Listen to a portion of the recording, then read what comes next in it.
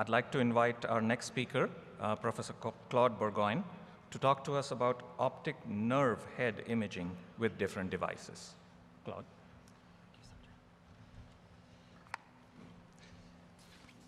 Thank you to the organizers for inviting me. I want to acknowledge that I work very closely with Heidelberg Engineering, but receive no personal income and have received no support for this meeting. I'm also fortunate to have NIH R01 funding that addresses the subject matter. And for this talk, I requested information from each manufacturer regarding what's currently available on the instruments, and have included some of that information in the presentation.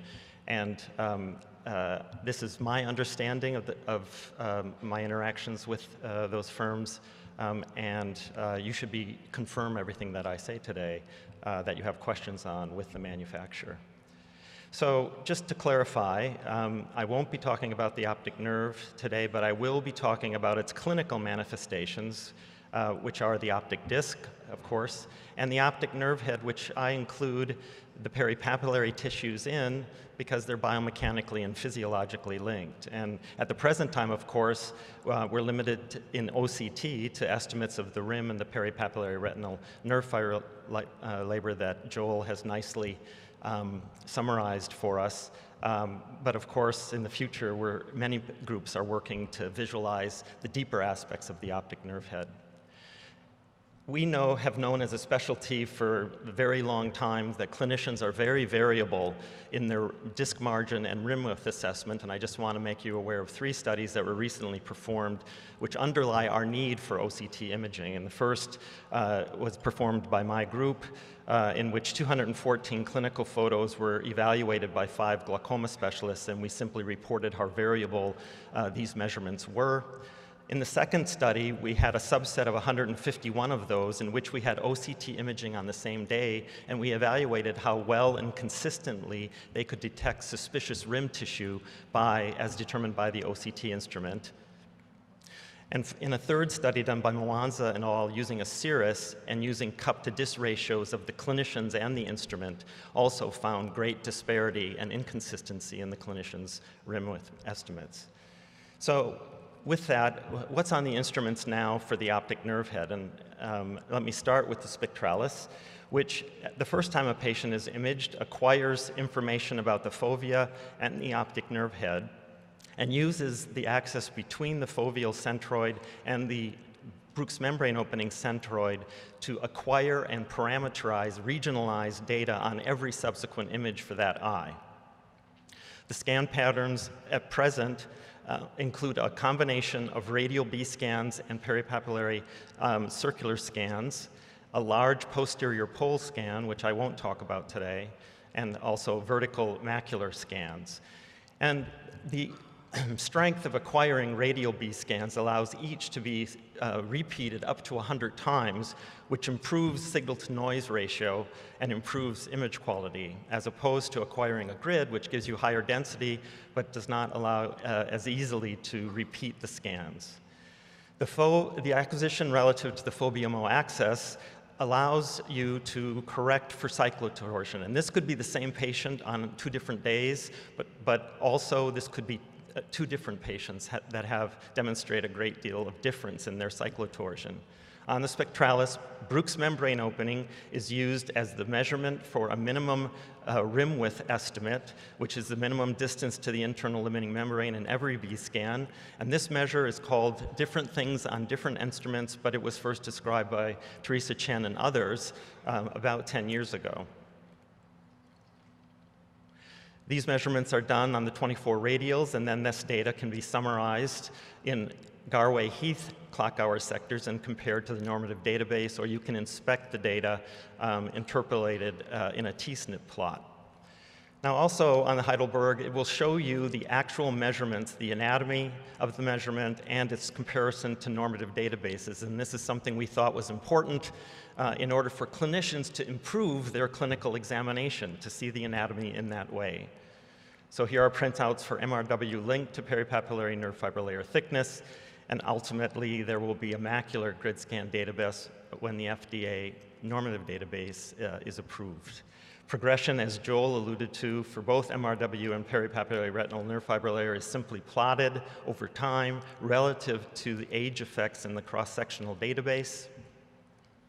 And angiography is available. I'm showing you macula here, but also for the optic nerve head, but there's no analysis yet and no normative database yet.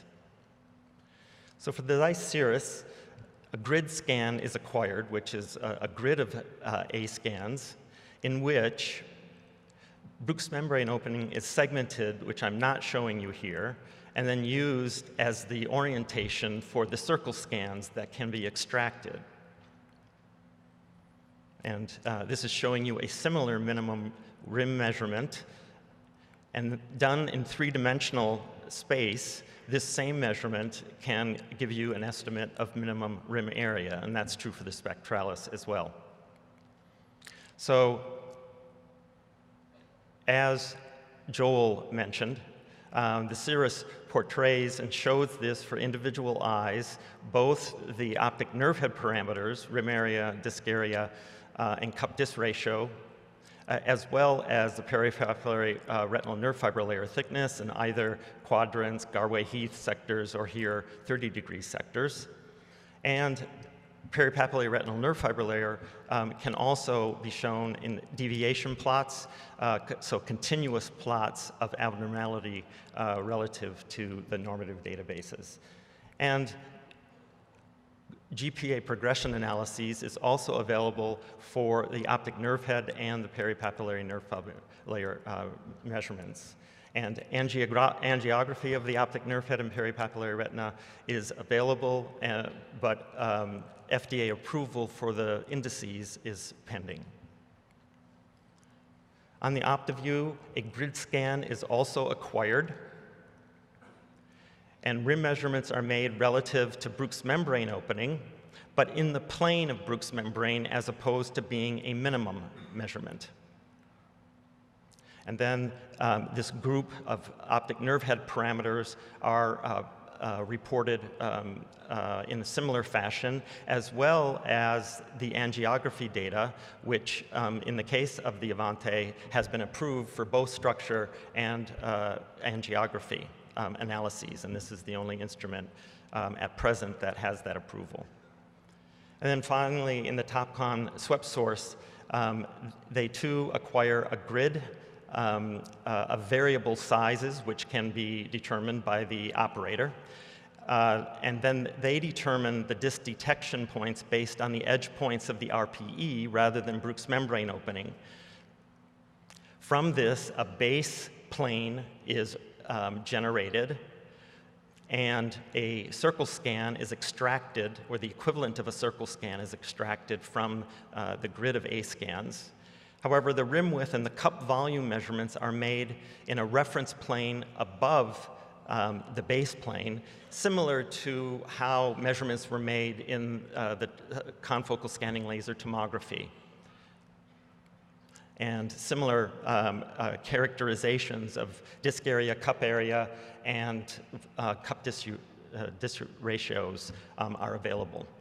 Now, this device has a normative database, but FDA approval is pending, and so they're not yet able to access that for detection. So if I were to summarize the current literature, I think it's very encouraging, and I'm going to just talk about studies that have achieved 95% specificity.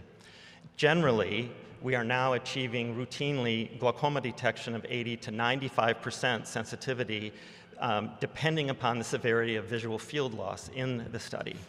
Moderate to advanced disease, defined as having more visual field loss than early disease of -4 or -6, are now consistently achieving greater than 95% sensitivity in the studies that are emerging. And this is very important because it may allow us to use OCT to define glaucoma.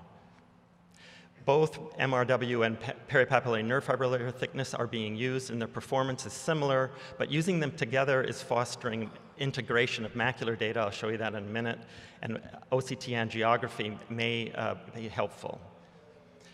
I think that you're going to be seeing optic nerve head anatomy integrated with nerve fiber layer, the macula, to successfully increase our detection of early glaucoma, and using it in this way will help clinicians improve their examination. You'll see deep imaging targets emerge, eventually on instruments. And finally, deep learning is being applied to improve the performance of these algorithms, and it's going to open up a new phase of development. And with that, I will thank you very much for your attention.